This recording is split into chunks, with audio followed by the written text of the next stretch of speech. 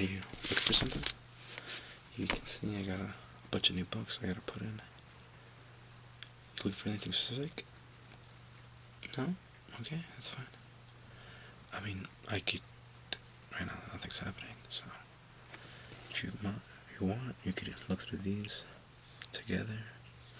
Just see if anything's interesting. I'll probably also take an interest in some of this, and I will see. Yeah. Alright. Well, I just put in this book. It's like, I'm not sure. It seems like it's more traditional textbook resources for stuff. Mechanical engineering related things. I'm not sure. It seems kind of old. Look at the cover right.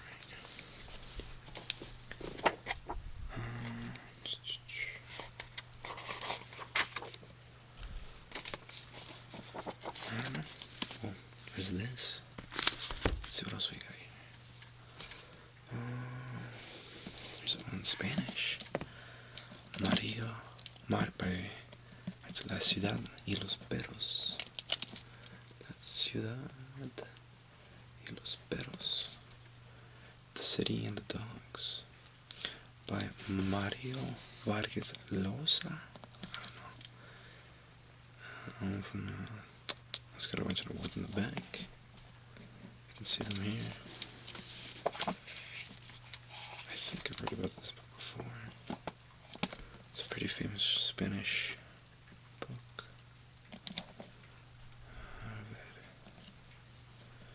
Edición conmemorativa.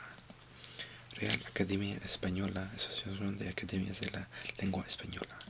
So from the Academy of Spanish language, something like that. Let's see if I can read a little bit.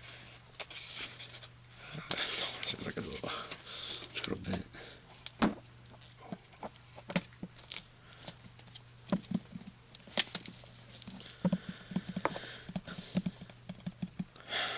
Let me put this one in too.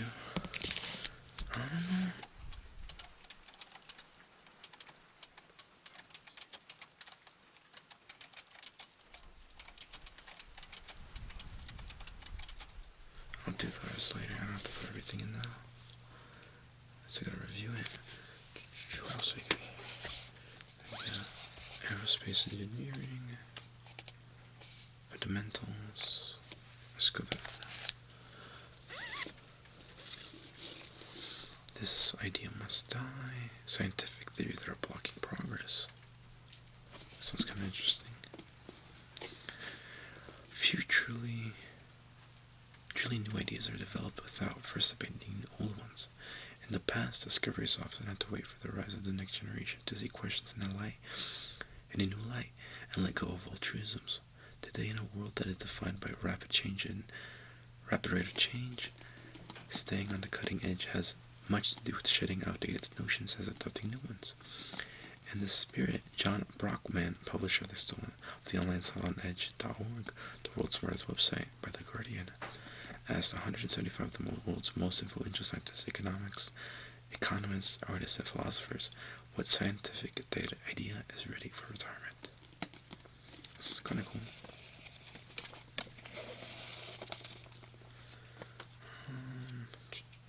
Brain plasticity. See what else is there? There's no reality in the quantum world.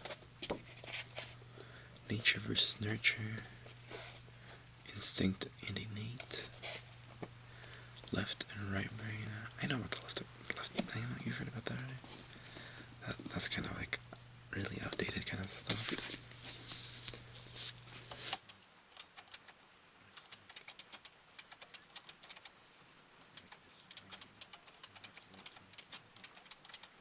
I remember something they like try to do. It's like with this, right?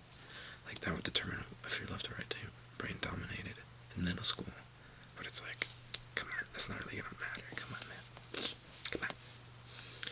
So I got here. You know the classic Dune? It's a bit big, this one. By Frank Herbert. Look, it's before it came out to the movie. It's soon to be a major motion film. motion picture. They still call it that. Frank Herbert's classic masterpiece, a triumph of the imagination and one of the best-selling science fiction novels of all time. Set on the desert planet Arrakis, Dune is the story about the boy, Paul Atreides, who would become known as Muad'Dib, of the end of a great family ambitions to a fruition of humankind's most ancient and unattainable dream. A stunning blend of adventure, mysticism, and environmentalism, politics. Dune won the first Nebula Award, shared the Hugo Award, and formed the basis of what is undoubtedly the greatest epic in science fiction. I don't know, I've never read it. Interesting. And Dune in here too. Just pick this up for minutes for later. What else we got here? Someone turned these all, sold them all, but we didn't bother to deal with them until now. So here's what the case for Mars. The plan to settle on the red planet and why we must, by Robert Zubrin with Richard Wagner. Worth reading, Elon Musk. Thank you. 25th anniversary edition. Robert Zubrin crafted the daring blueprint for humanity to reach to the red planet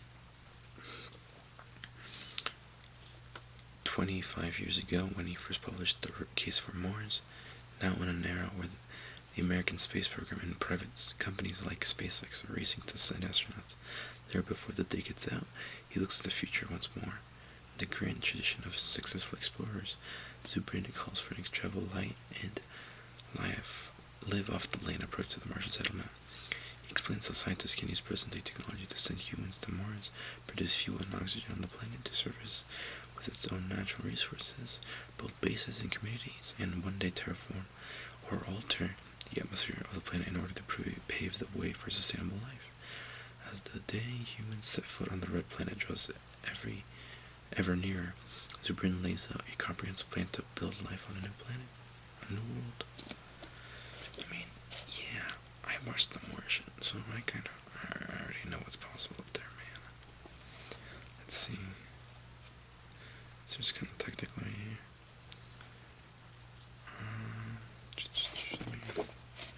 Let's see. Estimations of cancer risk due to chronic radiation dosage totaling 100 rems. Yeah, you probably would get cancer. Consumables requirement for Mars direct mission with Crew 4. These are all the tables I can see. The Mars Underground. Oh yeah. Tapping water makes mixing glass. I mean, I guess, yeah, you could. Interesting. This one would be an interesting thing to discuss with others, you know? What is this one? The Expedient Recoilless Launcher, the Panzerfaust, 2nd edition by Jonathan Wild. And this is all about the German weapon. Looks like it is.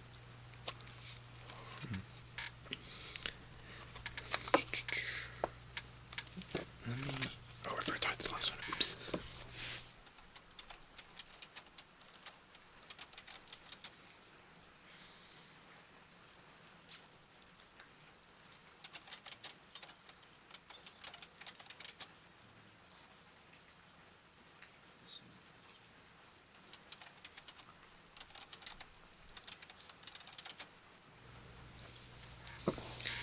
Alright, so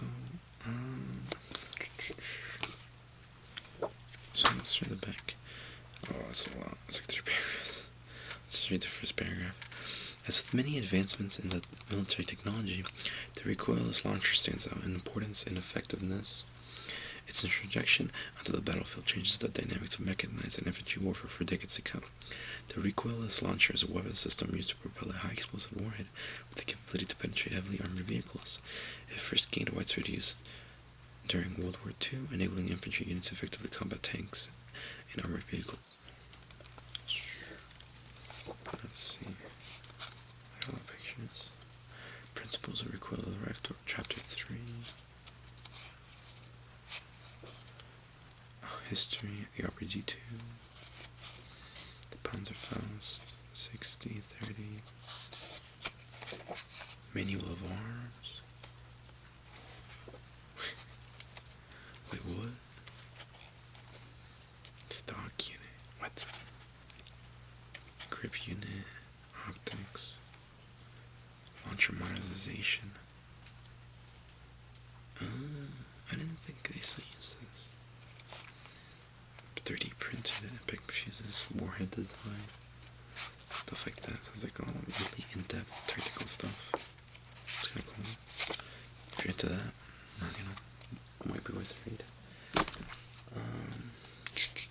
Here's a cool book. Exploring the Earth and the Cosmos by Isaac Asimov. If you don't know, Asimov is the one who wrote, I think he is one of the best, like the pioneer of science fiction writing. I'm pretty sure he is. Don't quote me though, because I know he wrote, I think most people know the movie I, Robot. He wrote the book. It was based off like the original one. Because he's really fucking smart. Like, he's a scientist and everything. Let's read the summary in here. Throughout history, there has been no greater adventure than that's been represented by man's quest for knowledge of this world. Now, in one wide-ranging volume, Isaac Asimov tells the exciting story of how people have learned and continue to learn about their world, from the great migrations of prehistory to the space probes of today, to the barely dreamed of journeys of tomorrow. Asimov ranges across the entire panorama of science, covering in 23 mind-expanding chapters discoveries in astronomy, biology, geography, mathematics, geology, and physics, and inventions that have transformed our view of the world in scientific theory, and scientific speculation that have expanded our vision yet further. Within the four spheres of the physical universe, the horizons of space, time, and matter and energy, Asimov reveals how man's urges to expand the limits of knowledge has led him to leave the perimeters of the known world, to develop theories and devices that would allow him to plumb the secrets of the earth and the universe. And then it continues on the back. Yeah, so you get the point. What year is this? 1920? No way. 1982. Okay, that sounds about right. It's a bit of an older book, so in the science, you do have to keep in mind on anything like some science history related. History might be different, so always keep that in mind regarding stuff like that.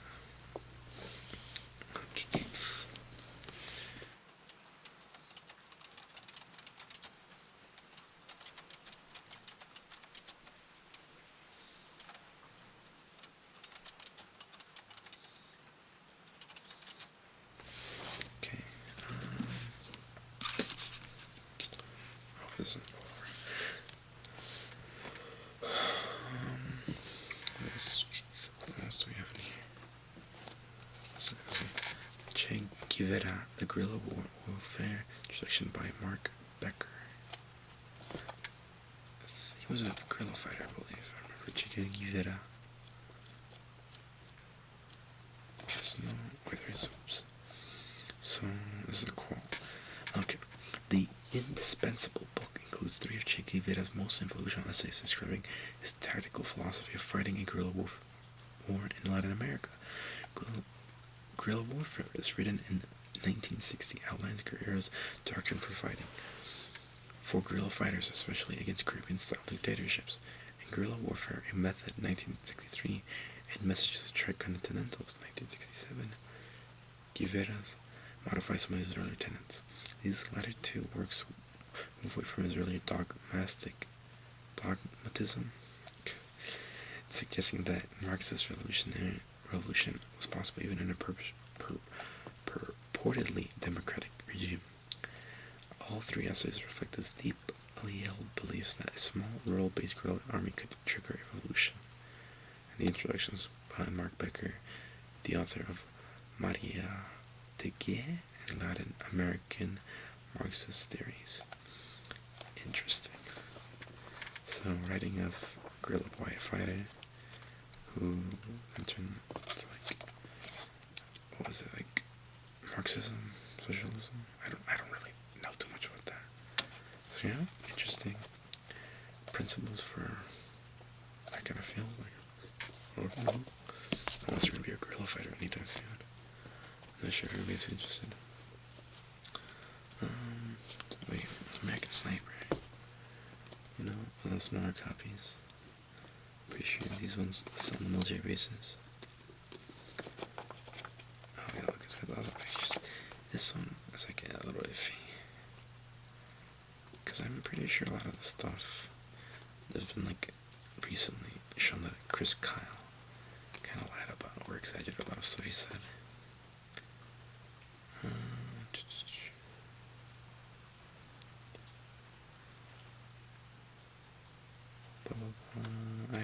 I don't care. Dude, you don't even care for this guy, the problem, man. It's alright. What else is here? Oh shoot, I keep forgetting to write these down.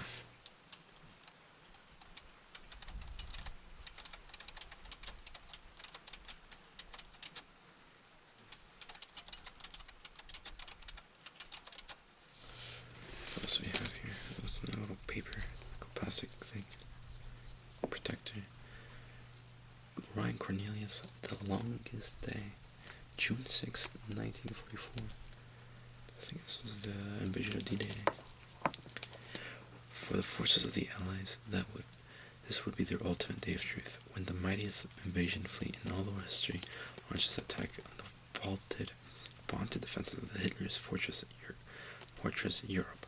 For Hitler and his generals, this would be the golden chance to smash their enemies to pieces, and once again have total victory within their grasp.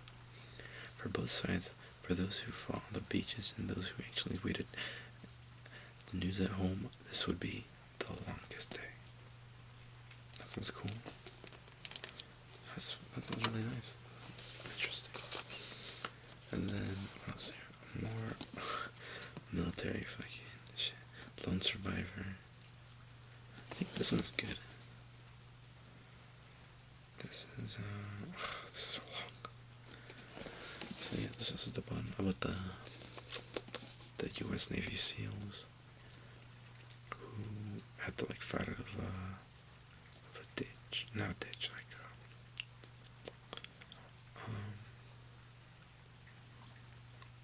it was a mountain. There's a group of them and only one of them survived. You know, he was the lone survivor. You know, it's a paperback book. It's whatever. Oh, here's a classic military one. It's a 7 Pillars of Wisdom by D. Lawrence. Now this one's very interesting. So let's get the introduction. So, as Angus Calder states in his introduction to this edition, 7 Pillars of Wisdom is one of the major statements about the fighting experience of the First World War. Lawrence's younger brothers, Frank and Will, have been killed on the Western Front in 1915. 7 Pillars of Wisdom, written between 1919 and 1926, tells of a vastly different campaign against the Turks in the Middle East. One which encompasses gross acts of cruelty and revenge, and ends in a welter of stinking corpses in the disgusted hospital. In Damascus, 7 Pillars of Wisdom is no boy's own paper tale of imperial triumph, but a complex work of high literary aspiration which stands in the tradition of Melville and Dostoevsky, alongside the writing of Yeats, Eliot, and Joyce. I don't know who those authors are. The last ones he mentions. I know Dostoevsky. I think. I hope I do. This is, I know it's like a British officer's experience in the Middle East during the First World War, fighting is it the Turks versus Ottomans at this time? You know what? I don't know. I switched all the time. And then there's a book here. These ones right here.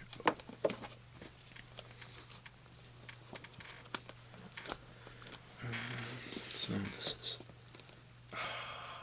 Fuck! I gotta write that one.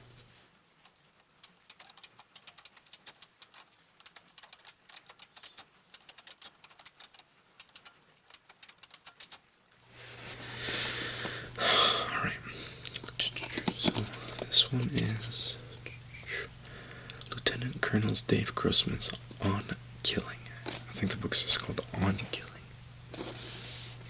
On Killing. So the psychological cost of learning to kill in war in society. It's so long. Why are you so long? The good news is that most soldiers are loath to kill, but armies have developed sophisticated ways of overcoming that instinctual aversion. The psychological cost for soldiers, as evidenced by the increase in post-traumatic stress, is devastating. The psychological cost for the rest of us is even greater. Contemporary civilian society, particularly by the media, replicates the army's conditioning techniques and directly contributes to our rising rate of violent crime, especially among the young. Interesting. Is there a case study? Not a case study, but like, that's not the word. Just a general study. It's kind of cool. Someone was reading it.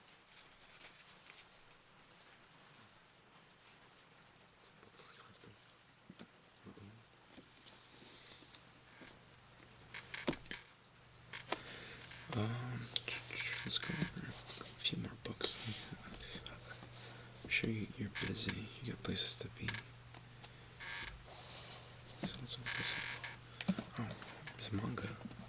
Uzumaki by Yuji Ito. Junji? It's Junji. So this is the... Pretty much sure it's a spiral one, right? This one, I don't think even needs an introduction. Well, I'll read it anyways. Kuruzu... Fuck, it's Japanese. Kurukuzucho? What? A small fog-bound town on the coast of Japan is cursed. According to Zuichi Saito, the withdrawn boyfriend of teenager Kirie Koshihima, their town is haunted not by a person or being, but by a pattern, Uzumaki, the spiral. The hypnotic secret shape of the world, the bizarre masterpiece of horror manga, is now available in a single volume. Fall into a whirlpool of terror. Oh, scary. These ones are always good for their art. I will not spoil it at least. I remember this. Look at the art at the beginning. It's all very good. You know, good book.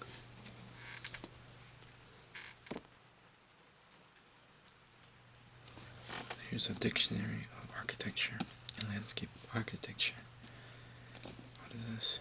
It's a classic work now in the 5th edition covers every aspect of architecture and landscape architecture, ranging from ancient times to contemporary trends.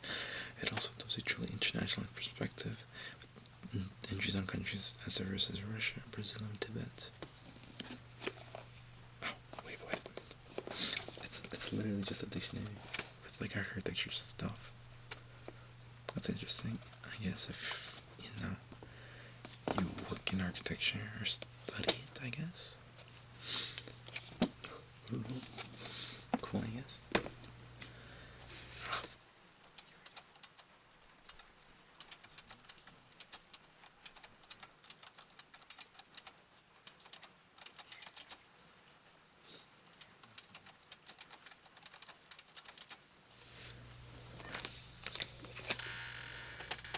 What is this big one?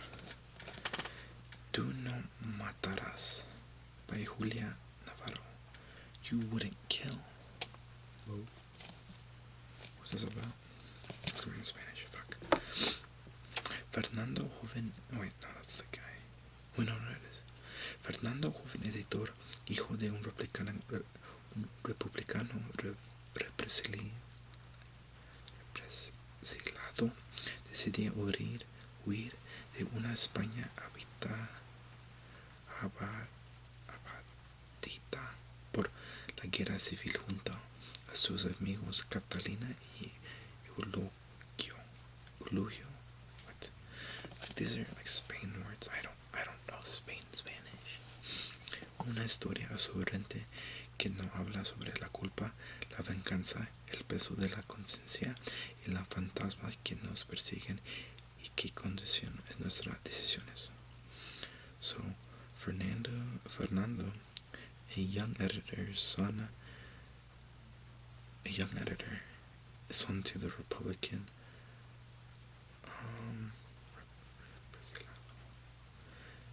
it's like some Republican figure. I'm not sure what that representado means. He decides to escape from a Spanish affected by the civil war with his friends Catalina and Julio, what's it's I don't know, man. History, absorbing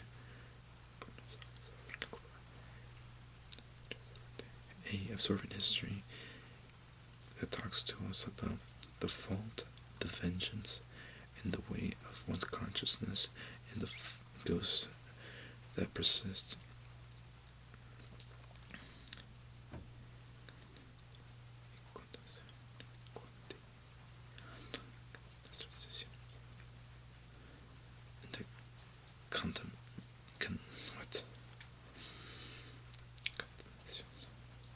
The conditions of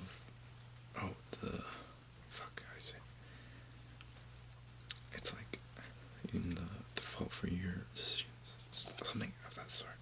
Sorry, I don't know. It's a couple pages long. How many pages is this? It's like it's almost 1,000. It's 900-ish. Yeah, it's almost 1,000. It's a big book. It'd be interesting to read to everyone. I'd probably pick this up for myself. I would like to read more Spanish. You can see I'm not the best. This one looks cool.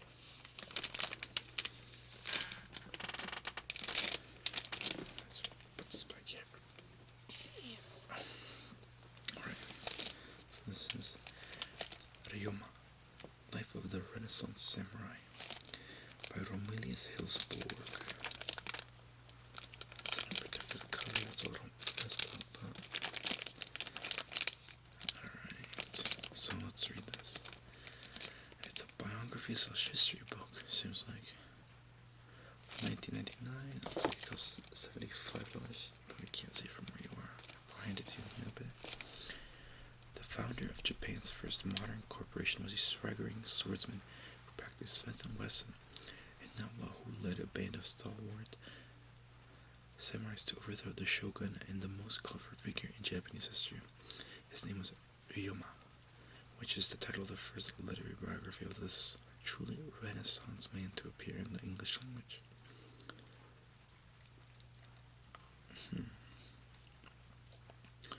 Blah blah blah blah blah blah. Quotes. It is a cultural loss that a historical figure of such magnificent stature could have failed to gain full attention of the Western world for nearly a century and a half. It is a tragedy that the general public's resources of information about an era of the samurai have, for the most part, been travesties of Japanese history and culture in the forms of popular fiction and movies. This extensive research life of Japan's most beloved samurai rectifies this situation. A must-read for anyone who must understand the intricate backgrounds of modern Japan. That's fucking cool. I gotta write these down too.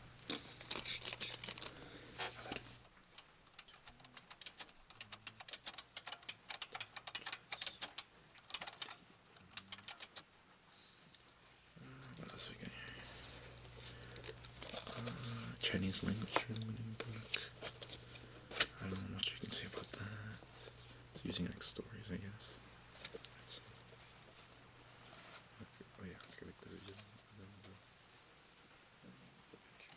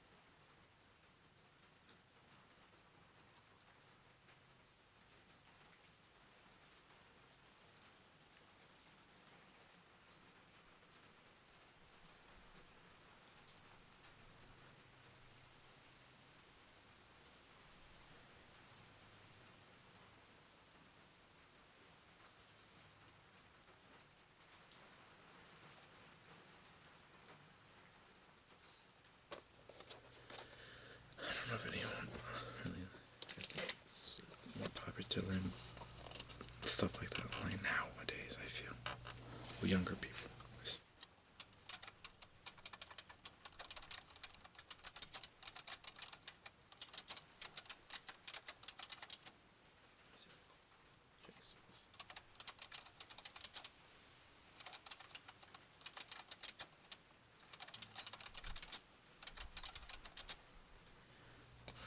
A few more books left to show off to you.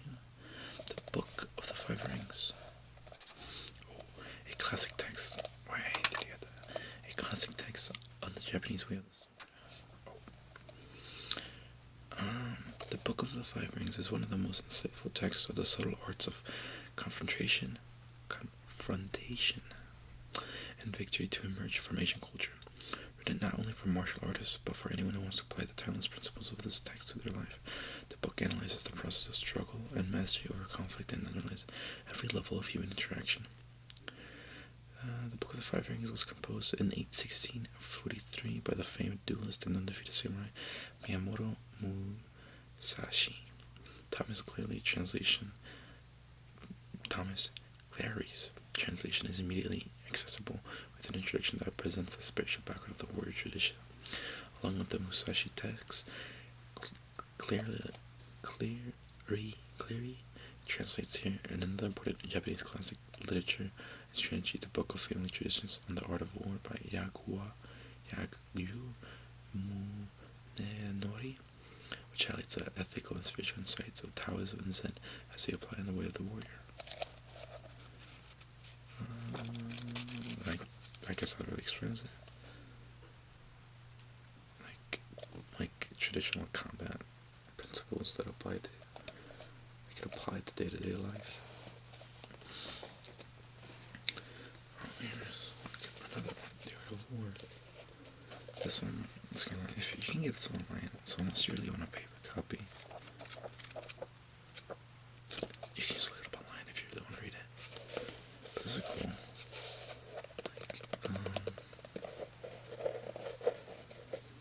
Cover for this. It's not leather, but it's like a plastic. It feels like, what's it called? I don't know, but you know what I mean. But you know, some the Art of War, it's like principles based on Zen and stuff like that. I'm not gonna explain it, man. You know what I mean, man. So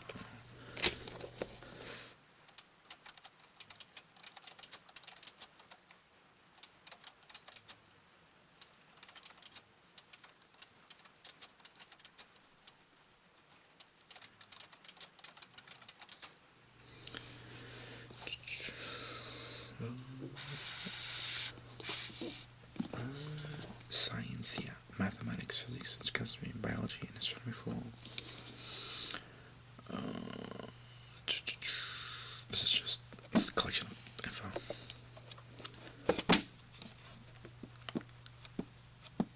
Plasma universe, yeah, it's just a bunch of crap. I mean, not crap, but like information, you know. The 33 strategies of war.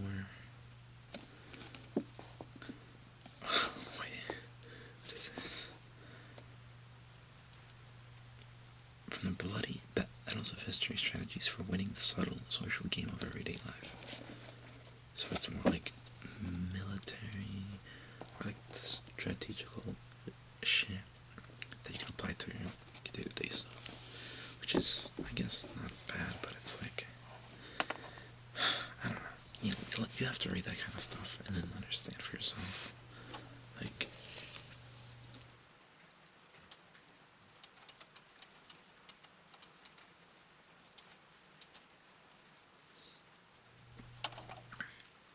there's a couple of books. That's just two. I got here. So, Lao Tzu, Tao Tin Ching. I don't want to, I just don't want to read it. On the Art of Harmony. It's like a fabric type of book. I don't know where we go. The new illustrated edition of the Chinese philosophical masterpiece, translated by Chad Hansen.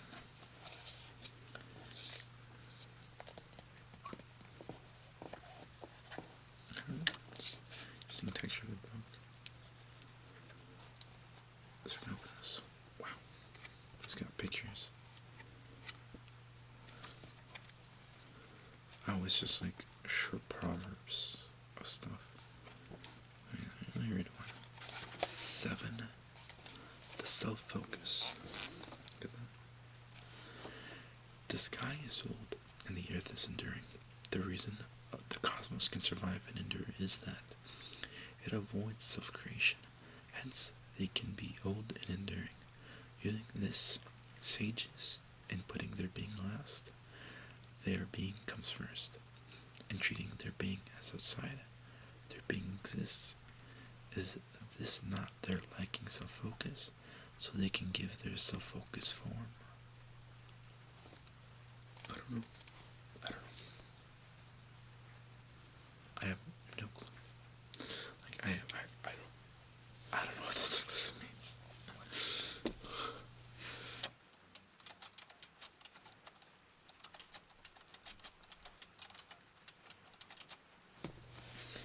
Lastly, it's a big book right here. Painting on Stone, Science in the Sacred 1530 to 1800. I think this is like using techniques. It's kind of messed up. Using techniques perfected by Sebastian del Pomio. The 16th century artist created compositions using stone surfaces in the place of wood, panels, or canvas. Early examples, the stone was rarely left bare, providing enhanced meaning rather than the visual interest. Towards the end of the century, however, artists expanded the repertoire of stones that could be used and incorporated the visual properties into their compositions. The blue of lapis lazuli became water or sky. The linear markings or alabaster defined the heavenly aura. The practice of using stone supports continued to engage European artists and patrons well into the early 18th century.